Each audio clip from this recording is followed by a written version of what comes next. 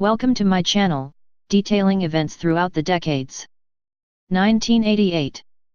Pan American Flight 103. Lockerbie. Pan American Flight 103 was a Boeing 747 named Clipper, made of the seas. At London's Heathrow Airport, passengers and their luggage, which were on a feeder flight, directly transferred to the Boeing 747 along with any unaccompanied interline luggage. The aircraft pushed back from the terminal at 18:04 on December 21, 1988. It took off from runway 27R at around 18:25 that evening and was en route for JFK Airport in New York. At 18:58, the aircraft established two-way radio contact with Shanwick Oceanic Area Control in Prestwick. The aircraft approached the corner of Solway Firth at around 19:01, and crossed the coast at 19:02. At this time, the aircraft was flying at 31,000 feet. At 19:02, the clearance delivery officer at Shanwick transmitted its oceanic route clearance. The aircraft did not acknowledge this message. Air traffic control tried to make contact with the flight, but had no response. At this time, a loud sound was recorded on the cockpit voice recorder. 5 radar echoes fanning out appeared instead of one. A British Airways pilot flying in the London to Glasgow flight near Carlisle called Scottish authorities to report that he could see a huge fire on the ground. The explosion on the aircraft had occurred in the aircraft hold, and its effect was magnified by the large difference in pressure between the aircraft's interior and exterior. It punched a 20-inch hole in the left side of the plane. The fuselage continued moving forward and down until it reached 19,000 feet, at which time, its dive became vertical. The rear fuselage, parts of the baggage hold and 3 landing gear units landed at Rosebank Crescent.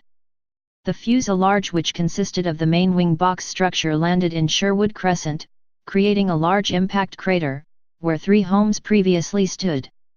200,000 pounds of jet fuel was ignited by the impact, which started other fires, and destroying several houses.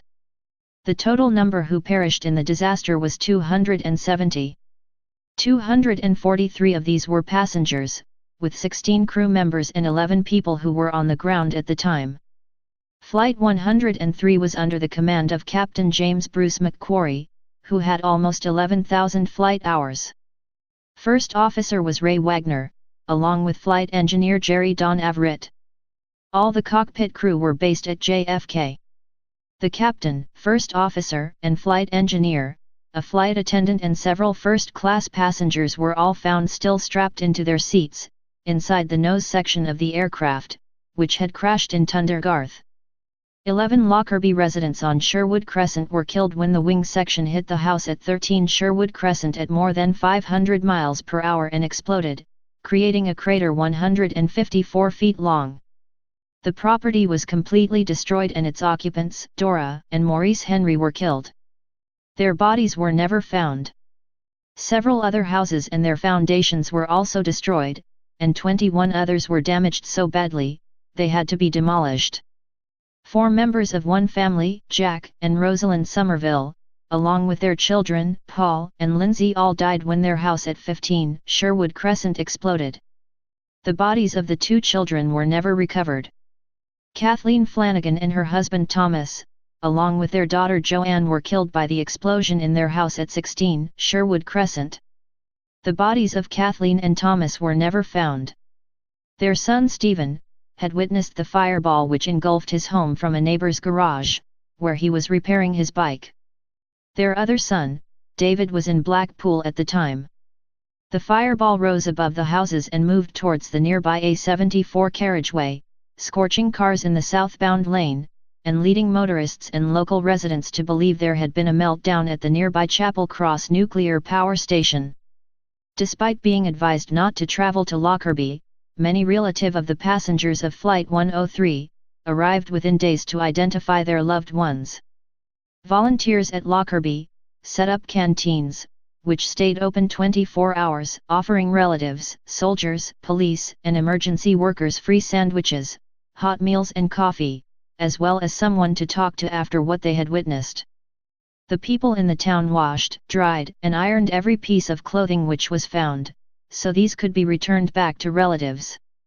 Several groups were quick to claim responsibility for the attack. Investigators from the Air Accidents Investigation Branch of the British Department for Transport concluded that the nose of the aircraft was effectively blown off, and was separated from the main section within 3 seconds of the explosion. The nose section sheared off and landed some distance outside the town of Lockerbie, on a hill in the parish of Tundergarth. Investigations determined that both wings had landed in Sherwood Crescent. It was found that on December 5, 1988, the Federal Aviation Administration issued a security bulletin saying that a man with an Arabic accent had phoned the U.S. Embassy in Helsinki and told them that a Pan-American flight to the United States would be blown up within the next 2 weeks by someone associated with the Abu Nidal organization. Just days before the sabotage of the aircraft, security forces in European countries were put on alert after a warning from the Palestine Liberation Organization, claiming that extremists might launch terrorist attacks. Investigations into the crash site involved several helicopter surveys, satellite imaging and a search of the area by police and soldiers. The wreckage had been scattered over a very large area, and the investigators were confronted by several pieces of aircraft to put back together. In total, thousands of pieces of debris were collected and logged on computer.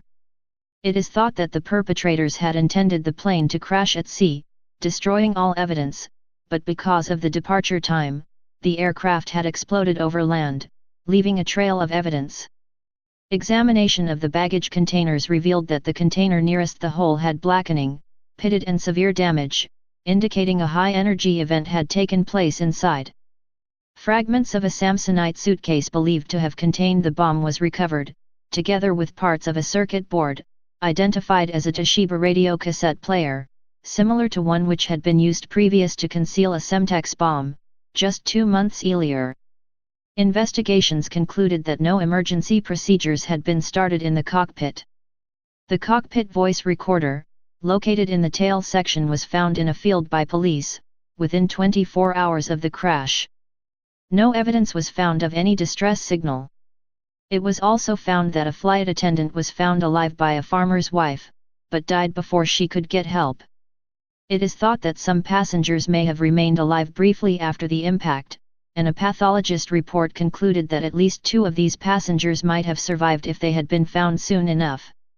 In 2009, security guard Ray Manley reported that Heathrow's Pan American baggage area had been broken into just 17 hours before Flight 103 had taken off. Police had lost this report, and this had therefore never been investigated at the time. After a 3-year joint investigation by Dumfries and Galloway Constabulary and the FBI, during which time 15,000 witness statements were taken, indictments for murder were issued on November 13, 1991 against Abdul al-Almigrahi, a Libyan intelligence officer and head of security for Libyan Arab Airlines, and station manager at Lucca Airport, Malta. On January 31, 2001, Megrahi was convicted of murder and sentenced to life in prison. Megrahi appealed against the conviction and this was refused on March 14, 2002. His application to the European Court of Human Rights was declared inadmissible in July 2003. In September 2003, Megrahi applied to the Scottish Criminal Cases Review Commission for his conviction to be reviewed, and on June 28, 2007, the Scottish Criminal Cases Review Commission announced its decision to refer the case to the Court of Criminal Appeal in Edinburgh, after it found he may have suffered a miscarriage of justice. Megrahi served just 10 years of his sentence, which began on April 5, 1999. He was released from prison on compassionate grounds on August 20, 2009. In December 2013, it was revealed that the prime suspects in the bombing had been part of the Popular Front for the Liberation of Palestine General Command, a Syria-based group led by Ahmed Jibril. In October 2015, Scottish prosecutors announced that they wanted to interview 2 Libyan nationals whom they had identified as new suspects in the bombing. There are several private and public memorials to Pan American Flight 103. A memorial for the victims of the bombing is located at Arlington National Cemetery. There are similar memorials at Syracuse University and Dreyfusdale Cemetery near Lockerbie, as well as Sherwood Crescent. Syracuse University holds a Memorial Week every year, known as Remembrance Week, to commemorate the 35 lost students which were on board Pan American Flight 103. The air accident investigation reassembled a large part of the fuselage from the aircraft, and this has been retained as evidence, and stored in a hangar at Farnborough Airport since the bombing. It remains evidence in the ongoing criminal investigation. The remains of the nose section of the aircraft was cut into several pieces to assist in its removal from Tundergarth Hill. We hope that someday, someone is brought to justice for this terrible act, and all those involved will have peace. Forever remembering those who perished on that fateful night. May you never be forgotten. Thank you for watching and learning about events throughout the decades. Please subscribe to my channel, to view other events throughout the decades.